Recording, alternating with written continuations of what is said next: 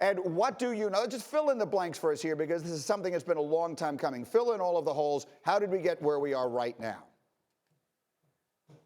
Right. It's taken an unusual amount of time, or so it seems, when you compare what the Cowboys have done since the season ended to other teams that are replacing their coaches, and has had a long history. I mean, he's evolved from their backup quarterback to Troy Aikman in the 90s to the point where he finishes now with the second most wins to Tom Landry in franchise history, the first former player to coach the Cowboys. So they got together. They've been having a series of conversations as a family, the Jones family. They finally concluded that they do want to move forward without Jason Garrett being a part of the organization going forward. I mean, we all heard after the game the other night, Week 17, the season finale, Jason Garrett saying that he wanted to remain the coach of the Cowboys. And on his expiring contract, I know he made an effort to convince the Joneses to allow him to continue for at least one more season, making the argument, Greeny, that, look, you wouldn't sign me to a contract extension in the offseason, and I told you that if I had to coach for my own future, then I wanted to at least have control of my fate and call the plays, and you didn't allow me to do that. I told you that wouldn't work, but you still promoted Kellen Moore to offensive coordinator, allowed him to call plays for the first time as a young coach in the league. I knew it wouldn't work. I told you it wouldn't work. This is your fault, not my fault, and I should not be fired as a result. All right, so obviously, however it is he tried to sell it, it didn't work. So the Joneses now move on. Where do they go? What is next for the Dallas Cowboys?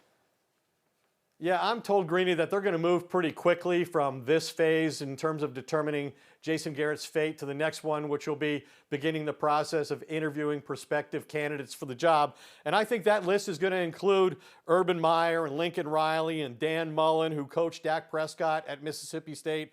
I think Bob Stoops is a name that will have some interest to Cowboys front office people. And then Josh McDaniels, the offensive coordinator of the New England Patriots, and Mike McCarthy, who won a Super Bowl with the Packers at Jerry's Stadium in Arlington. You know, I think a couple things, Greeny. Jerry has often said, since he's owned the team, that he can have the best that there is in coaching, and that hasn't often been the case, with the exceptions being Jimmy Johnson and Bill Parcells. And part of the reason for that is he hasn't believed that you have to spend money, big money, to acquire coaches if you're the Dallas Cowboys. I think if he's going to get some of the people I named on the list, Jerry's going to have to commit to making a major financial commitment to one of those coaches. All right, Ed, well done. Thank you so much, and enjoy the weekend, and we'll come back to you, of course, as the events warrant there.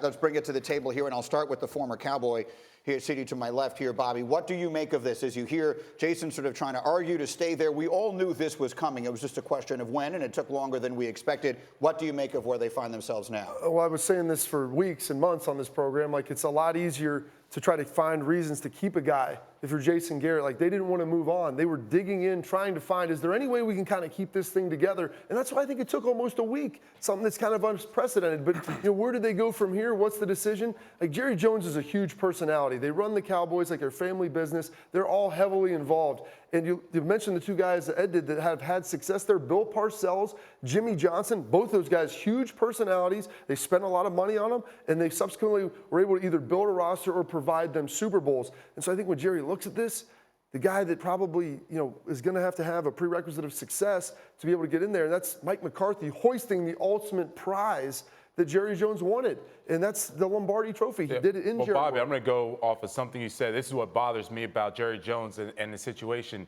When you had Jimmy Johnson and Bill Parcells, you said that Jerry Jones assembled a roster for him to win the games. That's discrediting Jimmy Johnson and Bill Parcells as coaches. Now, Jimmy Johnson, he won back-to-back Super Bowls, and they still parted ways. So that tells me it doesn't matter what you do as far as Jerry Jones, what you do with the team. You have to let go. You have to let go and let them coach. He did let go personnel-wise for those two guys, and that's why they built those teams as successfully as they did. This is the first time he's actually ever built a roster that I would say the personnel isn't the problem. I think we all agree that they have the talent. The thing that jumped out to me was not that he's no longer going to be the coach. We all knew that. Is that they said he's no longer going to be with the organization. I think all of us were speculating that they were trying to find a place for him within the organization. I think this is good for them, frankly, if they're looking for another head coach because I'd be uncomfortable coming to a situation as a head coach where the former head coach, who has 10 years of relationships in that building, is just floating around doing some amorphous job. Possible undermine. Check with my guys. Bart Scott, is this a job that if you're someone like Urban Meyer who can pick his spots, he can sit back, you look at the roster, you look at the talent, you consider the ownership and everything else, is this a job a guy like him should want? Well, I think Urban Meyer is a strong personality as well. I think he can handle dealing with Jerry Jones, who's going to micromanage, who's going to have press conferences after you win or lose outside of the locker room.